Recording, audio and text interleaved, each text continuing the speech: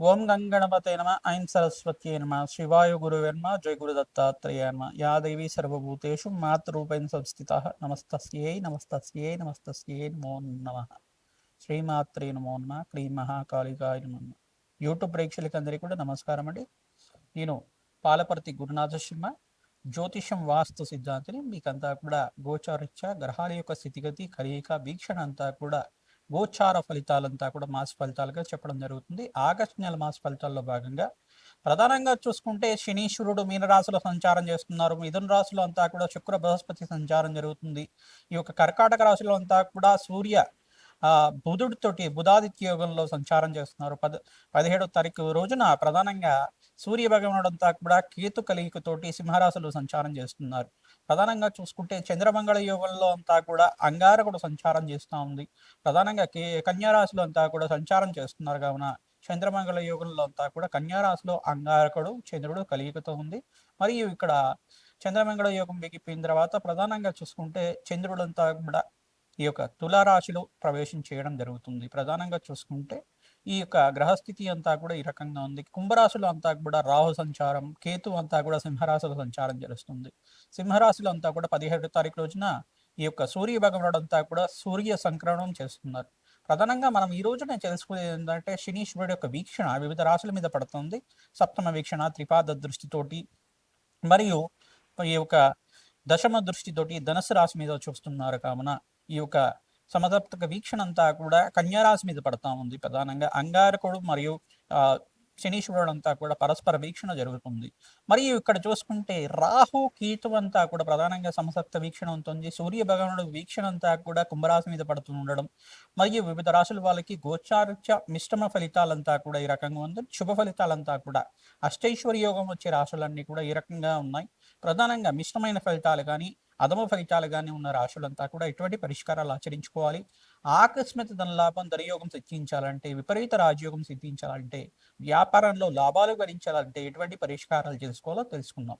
ప్రధానంగా చూసుకుంటే శనీశ్వరుడు అంతా కూడా గోచారీత్యా ఈ యొక్క మీనరాశిలో సంచారం చేస్తూ ప్రధానంగా కన్యారాశి మీద వీక్షణ చేస్తున్నారు. మళ్ళా త్రిపాద దృష్టితోటి మీనము, మేషము, వృషభం మీద దృష్టి అనేది పడుతుంది. మూడో దృష్టితోటి వృషభాన్ని మీద పడుతుంది. ప్రధానంగా చూసుకుంటే ఇక్కడ మిత్రరాశి అయిన మిథున రాశిలో మిత్రుడైన శుక్రుడు సంచారం చేస్తూ ఉండడం, మరియు ఇక్కడ చూసుకుంటే చతుర్థ స్థానంలో సంచారం చేయడం అంటే శని లగ్నవశాత్తు. అయితే ఇక్కడ చూసుకుంటే సంచారం చేయడం బృహస్పతితో పాటు కలిసి ఉన్న శుక్రుడైనా కానీ అఖండమైన శుభ ఫలితాలు ఇచ్చే విధంగా విపరీత రాజయోగం ఇచ్చే విధంగా ఉంటుంది. ఏ రాశుల వాళ్ళకి రాజయోగం వస్తుంది. అక్కడ బృహస్పతి దృష్టి అంతా కూడా ధనుసు రాశి మీద పడుతుంది. మరియు శనీశ్వరుడు దృష్టి అంతా కూడా ధనుసు రాశి మీద దశమ దృష్టితో పడుతూ ఉంది. ఈ యొక్క వివిధ ఫలితాలంతా కూడా కుంభరాశి మీద అంటే కుంభరాశిలో అంతా కూడా రాహు సంచారం చేస్తున్నారు. మరియు కాలసర్ప దోషం యోగం అంతా కూడా వీగిపోయింది. ఈ యొక్క జూలై నెల 28వ తారీఖు రోజున చంద్రమంగళ యోగంలో అంతా కూడా అంగారకుడు కన్యారాశిలో ప్రవేశం చేసిన తర్వాత అక్కడ వీగిపోయింది. ఆగస్టు నెలలో అంతా కూడా ప్రధానంగా చూసుకుంటే ఈ యొక్క సమసప్త వీక్షణ అంతా కూడా రవి కేతు సంచారం అంటే ప్రధానంగా చూసుకుంటే సింహరాశిలో ప్రవేశం చేయడం, సూర్య సంక్రమణం అంతా కూడా సింహరాశిలో సంచారం చేయడం అంతా కూడా జరుగుతుంది. కావున కేతు యొక్క కలియిక, రవి కేతుల కలియిక అంతా కూడా ఈ రకంగా ఉంటుంది. ఈ యొక్క వీక్షణ అంతా కూడా వివిధ రాశుల మీద ఏ రకంగా ప్రభావం చూపిస్తున్నాయి వాళ్ళకంతా కూడా అనేది ఈ యొక్క గోచారీత్యా విశ్లేషణ చేసుకుంటూ మనకంతా కూడా జ్యోతిష శాస్త్ర ప్రామాణికంగా మీకంతా కూడా ఈ యొక్క జ్యోతిషంలో మీకంతా కూడా పరిహారాలంతా కూడా చెప్పడం జరుగుతుంది. ఈ పరిహారాలు చేసుకోవడం వల్ల శీఘ్రంగా మీకంతా కూడా ఆకస్మిక ధనలాభం ధనయోగం సిద్ధించడానికి, విపరీత రాజయోగం సిద్ధించడానికి, వ్యాపారంలో మార్పులు జరగడానికి, ఉద్యోగంలో ప్రమోషన్స్ రావడానికి ఆస్కారం ఉంటుంది. మేషాది ద్వాదశ రాశుల వాళ్ళకి ఎటువంటి ఫలితాలు వస్తాయి?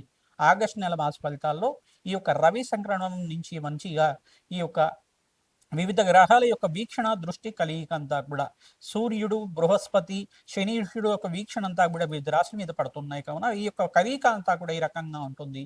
ఖగోళ శాస్త్రంలో అంతా కూడా గ్రహాల యొక్క కలియిక దృష్టి అంతా కూడా ప్రభావం ఈ యొక్క అఖండ పుణ్యప్రదాయంగా ఉంటుంది. మరియు విపరీతంగా కూడా ఉండే గ్రహాలు అనేది ఉంటాయి. ప్రధానంగా శనీశ్వరుడు అంతా కూడా వక్రగతిలో సంచారం చేస్తున్నాడు. వక్రగతిలో సంచారం చేస్తున్నప్పుడు విపరీతంగా బలంగా ఉంటారన్నమాట. విపరీత రాజయోగాన్ని ఇచ్చే విధంగా ఉంటారు. అఖండమైన శుభ ఫలితాలు ఇచ్చే విధంగా ఉంటారు. మరియు ఇక్కడ ఎక్కడైతే ఏలినాటి శని ప్రభావంలో ఉన్నారో మేషాది ద్వాదశ రాశుల జాతకుల్లో ప్రధానంగా కొన్ని రాశులు వాళ్ళకి ఏలినాటి శని ప్రభావం ఉంది, అష్టమ శని ప్రభావం ఉంది, అర్ధాష్టమ శని ప్రభావం ఉంది. కొన్ని రాశులు వాళ్ళకి ఈ రకంగా ఉన్నాయి. ఆ రాశి వాళ్ళ ప్రభావం అంతా కూడా, శనీశ్వర ప్రభావం అంతా కూడా కొన్ని దోషాన్ని నివారణ చేసే విధంగా ఉంటాయి.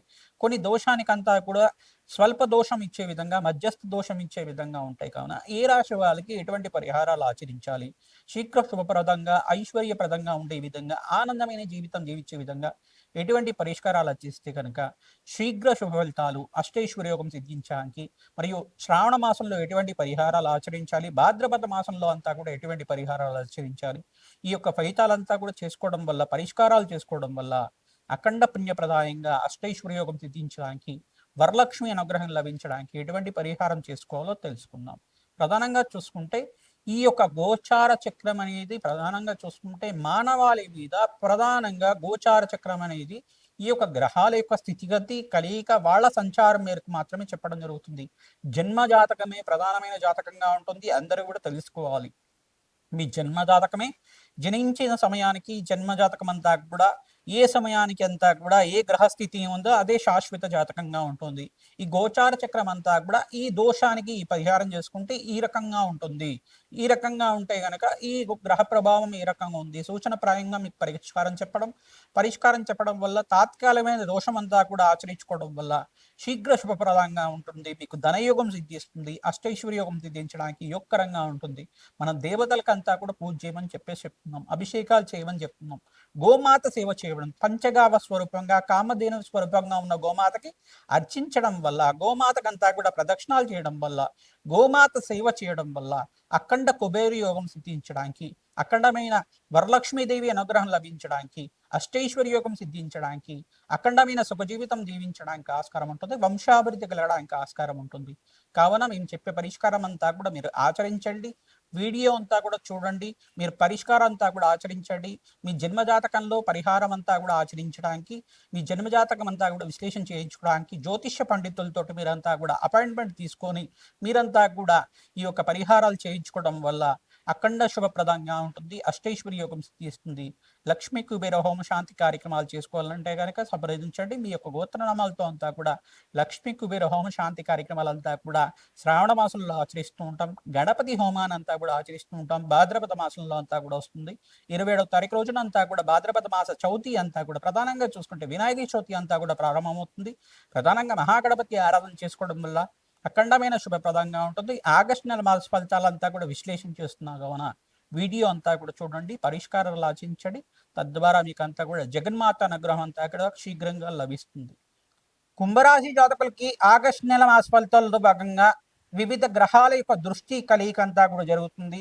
శుక్ర భగవానుడు అంతా కూడా మిథున రాశిలో బృహస్పతి పాటు కలయికలో ఉన్నారు. శనీశ్వరుడు అంతా కూడా మీనరాశిలో సంచారం చేయడం, ఇక్కడ రవి సంక్రమణలో భాగంగా ఈ యొక్క సూర్య భగవానుడు అంతా కూడా ఇక్కడ సింహరాశిలో ప్రవేశం చేయడం, కేతువుతో పాటు కలిసి ఉండడం, అంటే సప్తమ దృష్టితోటి కుంభరాశిని మరియు రాహుని వీక్షణ చేయడం అనేది జరుగుతుంది. ప్రధానంగా చూసుకుంటే ఇక్కడ సూర్య భగవాను ప్రీతికరంగా శాంతి హోమాది కార్యక్రమం చేసుకోవడం, మరియు ఉలవలని కూడా నానబెట్టిన ఉలవలు గోమాతకు సమర్పిస్తుండడం వల్ల అఖండ శుభప్రదంగా ఉంటుంది. పంచమస్త గురుయోగం అంతా కూడా వివాహాది శుభకార్యాల కోసం ప్రయత్నం చేసుకోవచ్చు. ఉద్యోగంలో మీకంతా కూడా లాభాలు గణించడానికి ఆస్కారం ఉంటుంది. సంఘాల్లో కీర్తి ప్రతిష్టలు పెరగడానికి అవకాశం ఉంటుంది. అష్టైశ్వర్య యోగం కోసం మీరు ప్రతినిత్యం కూడా ఈ యొక్క శ్రావణ మాసంలో వరలక్ష్మీదేవి ఆరాధన చేసుకోవడం, సువాసిని దేవి పూజ చేసుకోవడం, మరియు మంగళగౌరి దేవి ఆరాధన చేసుకోవడం వల్ల అష్టైశ్వర్య యోగం సిద్ధిస్తుంది, రాజయోగం లభిస్తుంది. లక్ష్మీ కుబేర శాంతి హోమాది కార్యక్రమాలు చేసుకోవడం వల్ల మీకంతా కూడా ధనలక్ష్మి కటాక్షం వల్ల, వరలక్ష్మీదేవి కటాక్షం వల్ల అఖండమైన మహాలక్ష్మి అనుగ్రహం అంతా కూడా లభిస్తూ ఉంటుంది. అష్టైశ్వర్యకం సిద్ధిస్తుంది. ఆకస్మిక ధనలాభం ధనయోగం సిద్ధించడానికి లక్ష్మీ కుబేర శాంతి హోమాది కార్యక్రమాలు ఆచరించాలి. ప్రతినిత్యం కూడా వారాహిదేవి హోమాది కార్యక్రమాలు ఆచరించడం కానీ, రాధశ్యామల హోమాది కార్యక్రమాలు ఆచరించుకోవడం వల్ల సర్వశత్రు నివారణ జరుగుతుంది. మీకంతా కూడా అఖండమైన పుణ్యప్రాప్తి లభిస్తుంది. తద్వారా మీకంతా కూడా మంచి ఉద్యోగాలు లభించడానికి కానీ, మంచి పదవులు లభించడానికి ఆస్కారం ఉంటుంది. రాజయోగం సిద్ధిస్తుంది. తద్వారా మీకంతా కూడా అఖండమైన శుభప్రదంగా ఉంటుంది. కావున విశేషంగా ఈ యొక్క పుణ్య యజ్ఞాది కృతుల్లో మీరంతా కూడా పాల్గొనడం వల్ల అఖండమైన పుణ్యప్రాప్తి లభిస్తుంది. అష్టైశ్వర్యోగం సిద్ధిస్తుంది. అగ్నికి నవధాన్యాలు సమర్పిస్తూ ఉండాలి. నవగ్రహాలకి అభిషేకం చేసుకుంటూ ఉండాలి. విశేషంగా ఇక్కడ శుక్రుడికి, బృహస్పతికి, శనీశ్వరుడికి మరియు రాహుకి కూడా జప హోమాది కార్యక్రమాలు ఆచరించుకోవడం శ్రేయదాయకంగా ఉంటుంది. ప్రతినిత్యం కూడా చెరుకు రసంతో పరమేశ్వరుడికి అభిషేకం చేసుకోవడం వల్ల అక్కడమే మహాలక్ష్మి కటాక్షం కలుగుతుంది, అష్టైశ్వర్యకం సిద్ధిస్తుంది, లాభాలు గణించడానికి ఆస్కారం ఉంటుంది. ఇక్కడ శ్రమతో కూడిన సంపాదన పెరుగుతుంది కావున విశేషంగా మహాలక్ష్మీదేవి ఆరాధన మీకంతా కూడా శుభప్రదంగా ఉంటుంది. ప్రతినిత్యం కూడా ఇక్కడ గణపతి నవరాత్రుల్లో భాగంగా ఈ యొక్క గణపతికి ప్రీతికరంగా గరికను సమర్పిస్తూ ఉండండి. విశేషంగా ఉండ్రాళ్ళతో అర్చన చేస్తూ ఉండండి. మీకంతా కూడా శ్రేయదాయకంగా ఉంటుంది. గణపతి అదర్శేషు మంత్ర విధానంగా యజ్ఞాది క్రతులు ఆచరించుకోవడం కానీ, మహాగణపతి ఆరాధన చేసుకోవడం కానీ చేయడం వల్ల విశేషమైన పుణ్యప్రాప్తి లభిస్తుంది. అష్టైశ్వర్యం సిద్ధించడానికి ఆస్కారం ఉంటుంది. మీరంతా కూడా మహాలక్ష్మీదేవి ఆరాధన విశేషంగా చేయండి. ప్రతినిత్యం కూడా శ్రీమాత్రే నమః శ్రీమాత్రే నమః నామాన్ని జపాన్ని ఆచరించండి. గోమాత సేవ చేసుకున్న వాళ్ళకి అష్టైశ్వర్య యోగం సిద్ధిస్తుంది. శ్రీమాత్రే నమః.